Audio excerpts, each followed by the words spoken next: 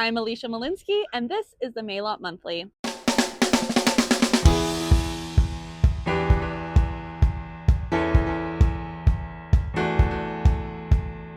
In this month's episode, we have news and updates from our president, Rob Ohlson. Then we have a walk through one of our sites with construction manager, Brody Carter. Our Build community interview this month is with Jardine, one of our project managers, and then we finish up with some games with our vice president, Sarah Murray. Enjoy. Favorite Calgary neighborhood is Kensington. I think it's absolutely amazing. Why is it my favorite? It's my favorite because they've got great coffee shops. It's a fun place to hang out. Everyone there is super chill, and it's just a really nice, pleasant environment. Many of our share. Am I so bad at this? We have 4 spring possessions in what, 2 months? It's so exciting. It's amazing to see how excited all of our homeowners are getting.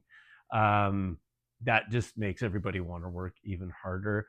It's so great to see years of work on some of these homes come to fruition and get completed. And it's just really great to be surrounded by such a wonderful group of people working so hard to do something so well. Architectural Design Studio shout out.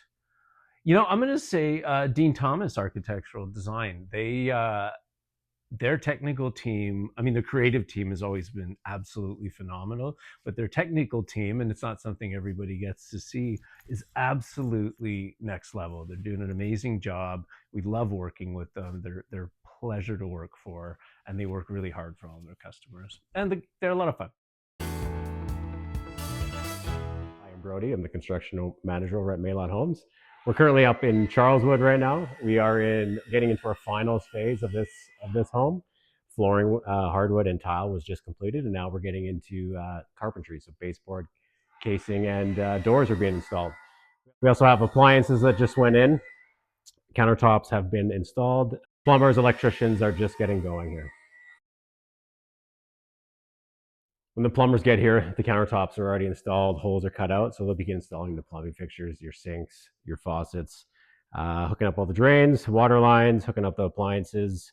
Electricians will be hanging the beautiful light fixtures, fine-tuning the nice LED shelving, installing lighting control, and automation. Over here in the dining room, we have a nice wine unit here with custom-made arched doors made by Modern Metal. And then we have custom edge installing the cabinets, and there'll be wine bags installed here. And we'll have glass installed on these doors as well. And over here in the butler's pantry, we have a pretty fun feature.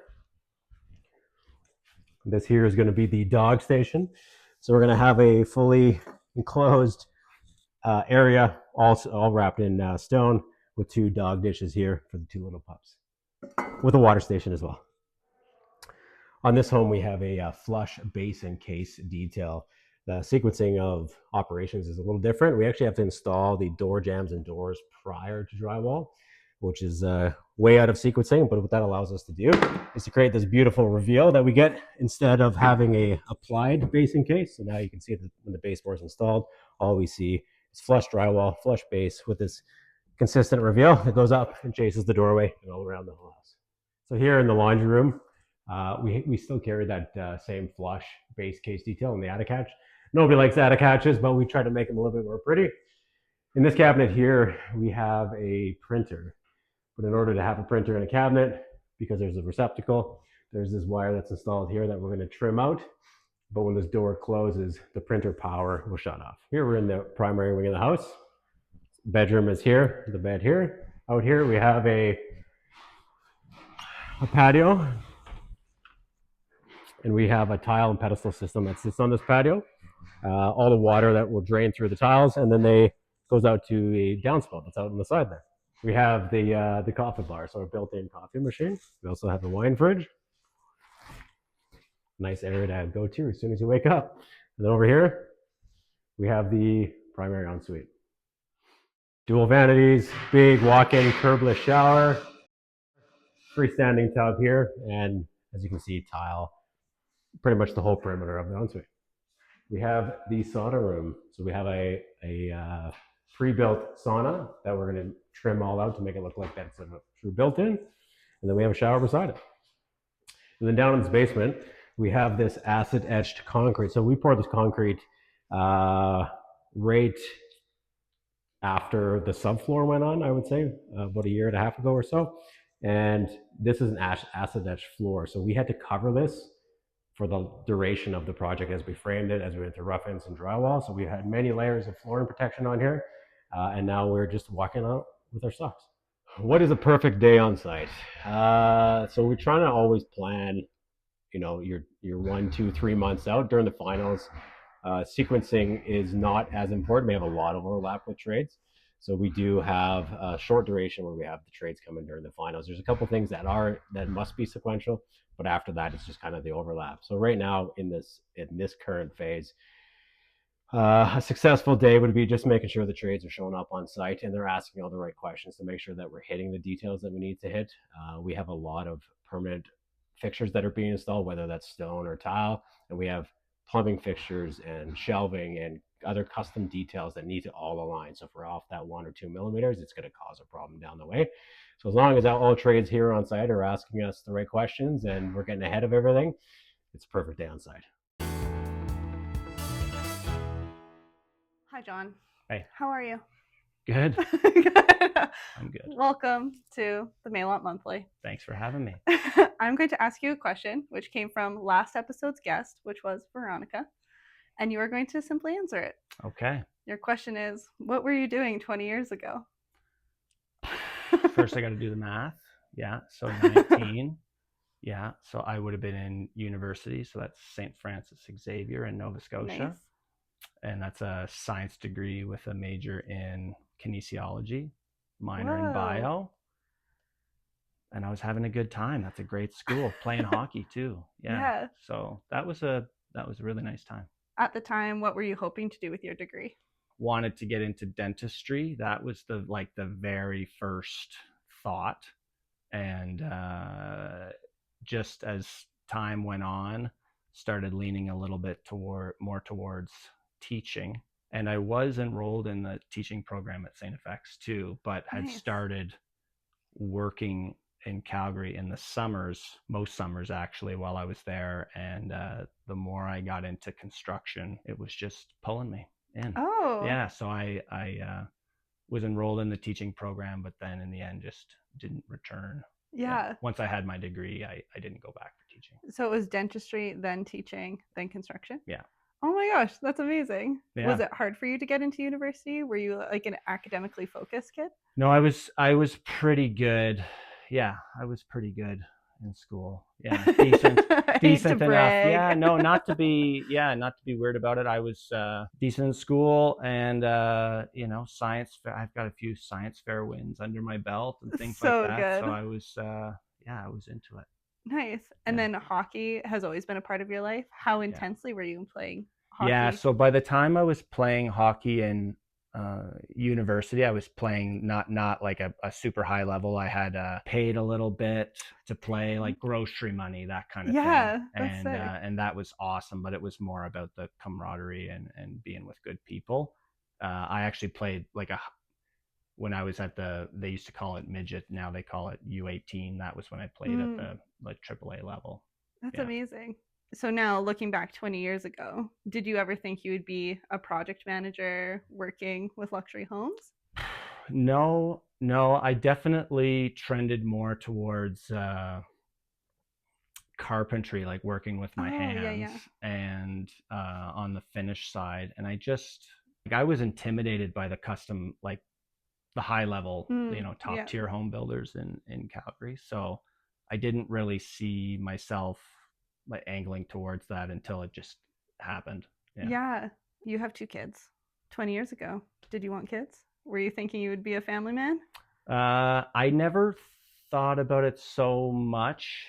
I guess the answer would be, yeah, I wanted kids, but I would have to give credit to Dorothy for being the driver of that, like the building the family. She was the she had the vision there, and yeah, I'm really glad that she did. I'm really happy with where things are. Yeah. And you knew Dorothy 20 years ago? Yeah. So we dated. We started dating in grade 9.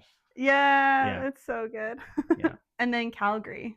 Did you always want to live in Calgary? You know what? There was a large contingent of Calgarians at the university that I went Nice. to, and so that was what led to me coming out here and working in the summers, and always liked the city. So yeah, like as soon as I first started coming out here, I just found myself wanting to return. Yeah, I Nice. really like the city, and it wasn't too long ago that I thought about making a move actually to the West Coast. I grew up on the East Coast, and when I really, that was a work opportunity thing, but when I really started to weigh the options of being on the West Coast, it made me realize, like, well, if I'm going to pick a coast, might as well go back home. And then we really broke it down, and Calgary is like, we are so happy in Calgary, and the infrastructure here for the young family is amazing, and just the city as a whole is great. So yeah, we're like locked in. Nice. Would yourself 20 years ago feel proud of yourself today? Yeah, I don't think the guy, like 20 years ago, I wasn't the most forward thinking person. So I would say, yeah, totally. I'd be happy with where I'm at right now. Nice. These are good questions. Yeah. I wouldn't have, We can thank Veronica. wouldn't have thought of that, right? Writing a letter to myself or thinking back or reflecting. But yeah, that's a good question. And yeah, I think I would be proud. Nice. We're a home builder. What's the most favorite home you've ever lived in?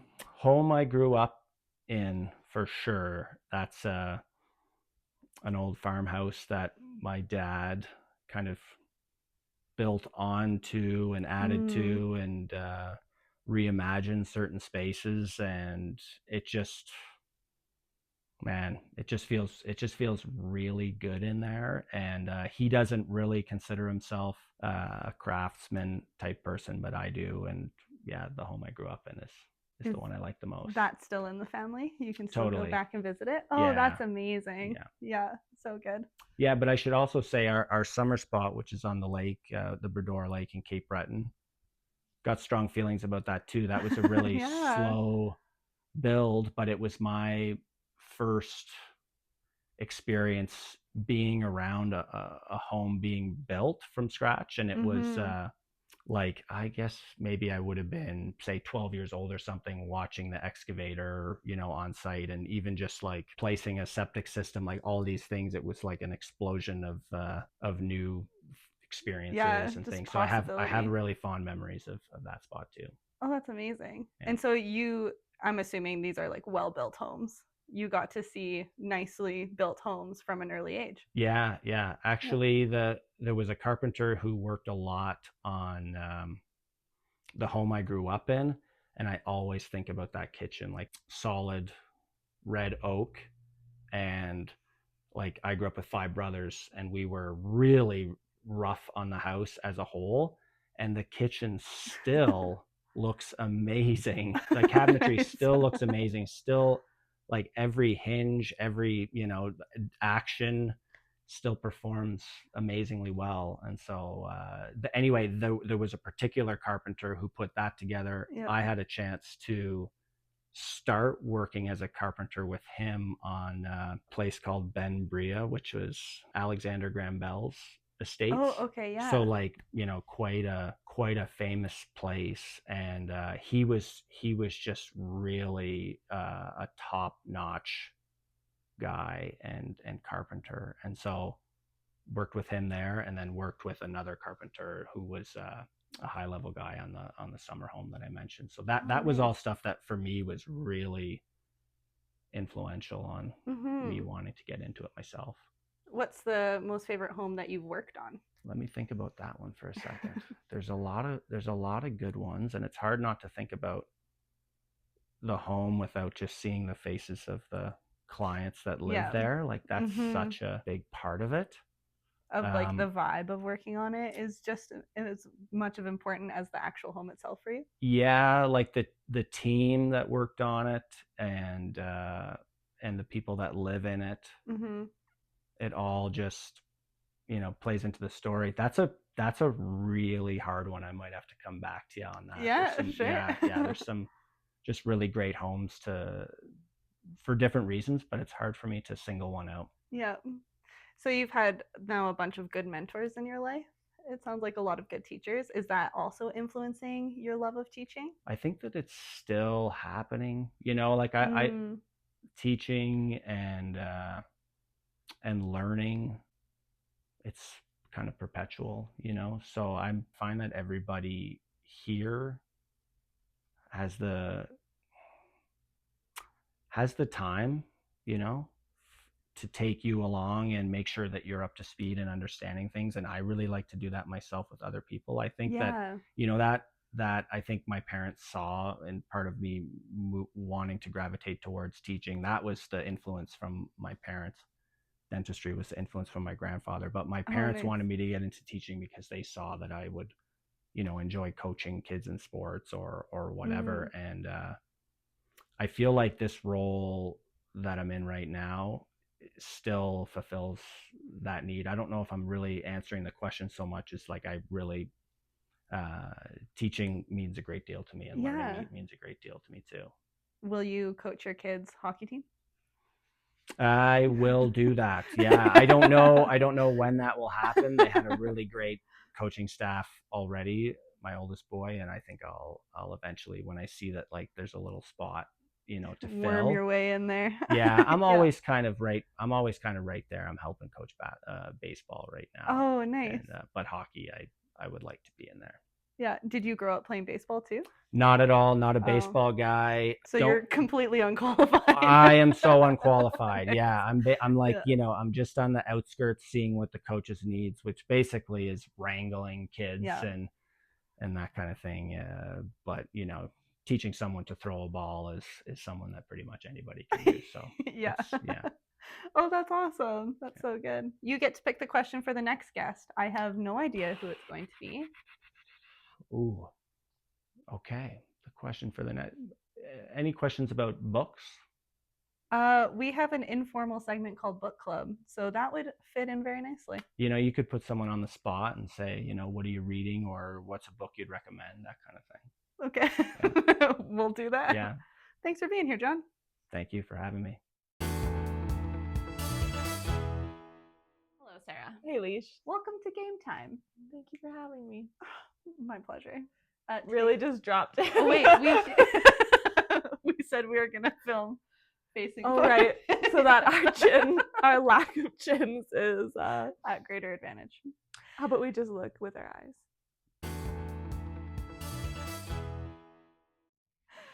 Today's game is a storytelling game. It's fortunately, unfortunately, where one of us is going to say fortunately and tell a line of the story, and then the next person will say unfortunately and tell the next line of the story. So it's going to be a story where something good will happen, then something bad will happen. Okay. And we're going to try and always move the story forward. So a bad story would be, fortunately, Santa had all the toys ready for Christmas. Unfortunately, he lost them. Fortunately, the elves made more toys. Unfortunately, they lost them. I feel like you practiced this. This is my first time I've ever heard this story. Okay. So we always want to try and get the story to move forward. Characters who have names, feelings. Okay. Yeah, experiences. Unfortunately, it was a terrible rainy day. Fortunately, Teddy Scares was still getting dressed for his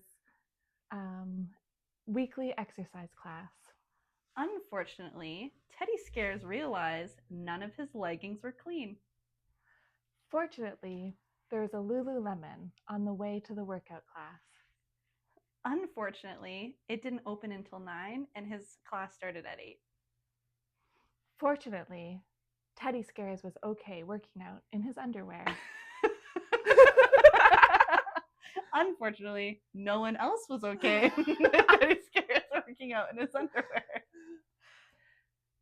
Fortunately, Teddy Scares was very adaptable and was okay missing his workout class that day and going on a run instead. Unfortunately, he was arrested for public nudity. Fortunately, he knew the police officer that arrested him, and he was able to take him out for lunch and talk the charges down. Unfortunately, Teddy Scares had to pay for lunch. Fortunately, Teddy Scares, on his way to Lululemon and the class, found $5 on the street. Oh, unfortunately, that is not enough for lunch. Fortunately, Teddy Scares has a job. Unfortunately, he does hate that job, and he's thinking of quitting. Fortunately, the police officer, when they were chatting, was like, "We're looking to recruit." Unfortunately, Teddy Scares, despite all of his fitness classes, would not pass the fitness test. Fortunately, I'm blanking. Can we bring him into frame? He would not pass the fitness test. The end. How does it feel to be the unfortunately person? I mean, you're always making sure that there is a problem, which does feel negative. It does feel like I'm doing but have we really thought of both sides of this? Yeah. And that feels a little bad. Fortunately, though, feels like everything's okay. We are fighting so hard for it to Does be it all okay. feel real? Do we keep him? Is he our Special character's guest. Unfortunately, Teddy Scares' flight was delayed. Fortunately, he loves hanging out at airports. Unfortunately, he'd already checked his bag, so he doesn't have any activities to do.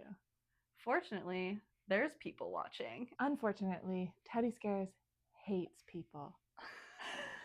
Fortunately, the airport's kind of dead, so there's not that many people around.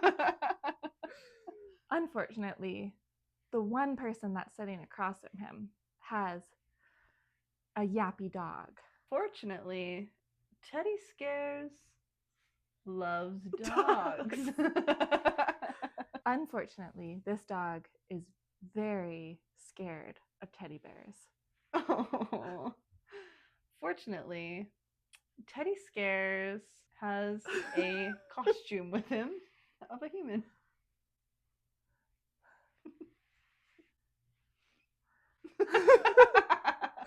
Unfortunately, Teddy Scares just went through a giant growth spurt Oh. and no longer fits his human costume. Fortunately, while Teddy is in the washroom trying on his costume that no longer fits, he gets to admire himself in the mirror. What? Unfortunately. What? Just imagine he's looking at himself in the mirror. He's giving himself affirmations. He's gotten taller recently. Yeah, he's like, look at you, bud. What a nice stitched eye. It's looking really not pussy today. I enjoy that I have an open wound on my chest. Yeah.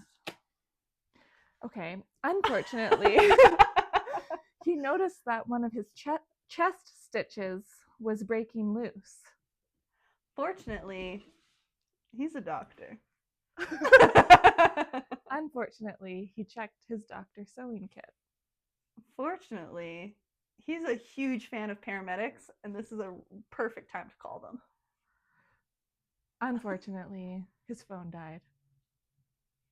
The end. I feel really connected to Teddy Scares now. Well, I was thinking that they needed a bit more attention. Yeah. Because you kind of bought them, you just shoved them back here. Yeah. I feel like they are always nicely displayed. Wait, is this his actual name? Hester? Yeah, Hester. Oh, I thought it was sorry, Teddy Teddy Scares. This person is Rita Mortis. Rita Mortis. That's good. Thanks for being here, Sarah. I guess we should go.